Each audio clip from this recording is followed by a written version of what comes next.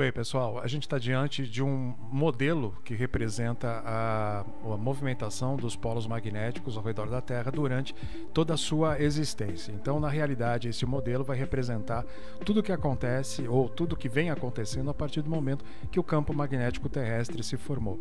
É importante que se diga que esses dados, na verdade, essa modelagem, ela só foi possível através da junção de dados que foram coletados ao longo dessas duas últimas décadas por pesquisadores dentro de sistemas rochosos, cavernas, esse tipo de coisa, de onde eles puderam extrair uma série de testemunhais que memorizaram, né, o campo magnético terrestre durante sua formação no sentido geológico e principalmente memorizaram a direção do campo magnético através daquelas partículas já conhecidas como magnetita, né? Enfim, através desses testemunhais então e feita a datação desses materiais rochosos, foi possível então se montar uma espécie de cronologia. Mas imaginem a quantidade de dados que essas pesquisas não geraram. Muito bem, uma empresa suíça chamada Centro Suíço de Cálculo Científico, ou então CSCS, como eu já disse, na Suíça, foi capaz então de alimentar um supercomputador para a geração das imagens que nós estamos vendo agora. Muito bem, vejam que nesse instante a gente observa aqui na imagem a posição, digamos assim, inicial, né, do dipolo, que é o nosso campo magnético terrestre. Dipolo, lembrando sempre que se tratam de duas polaridades distintas dentro da mesma rede de fios ou de filamentos magnéticos, né? Aqui representado pela cor marrom e também pela cor azul.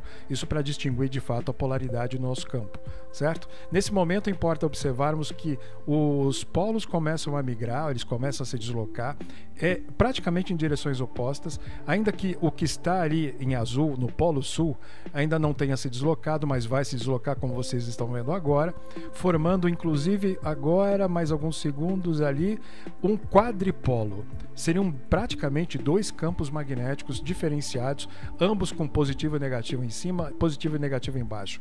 Isso faz parte daquilo que nós chamamos de excursão magnética.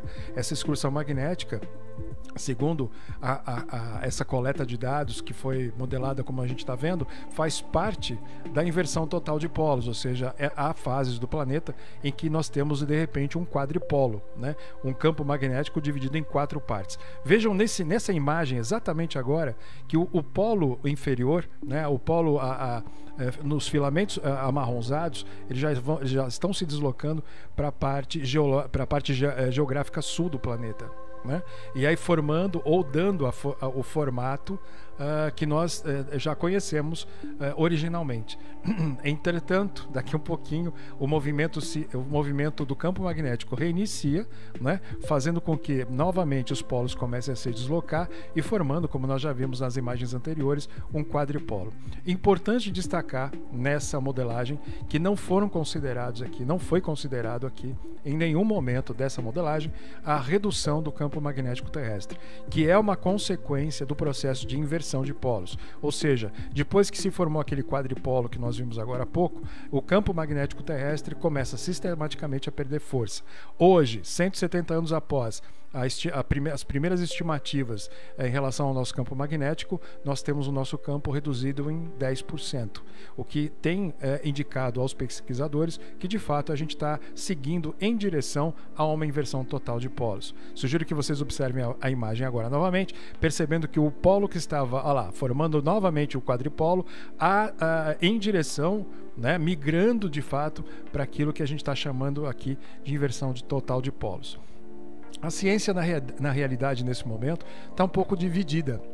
Ela não tem certeza absoluta se nós estamos vivendo, de fato, uma inversão total ou nós estamos naquele período intermediário que nós vimos aqui por dois momentos aqui no vídeo, que seria a migração parcial ou as tais excursões magnéticas dos nossos polos magnéticos. Mas a bem da verdade é que talvez nós não queiramos aceitar o fato de que esse ciclo completo, como nós estamos vendo aqui na modelagem, de fato coroa o processo, ou melhor dizendo, o comportamento do nosso campo magnético ao longo da sua existência. Então, fatalmente iremos passar por esse processo de inversão cedo ou tarde.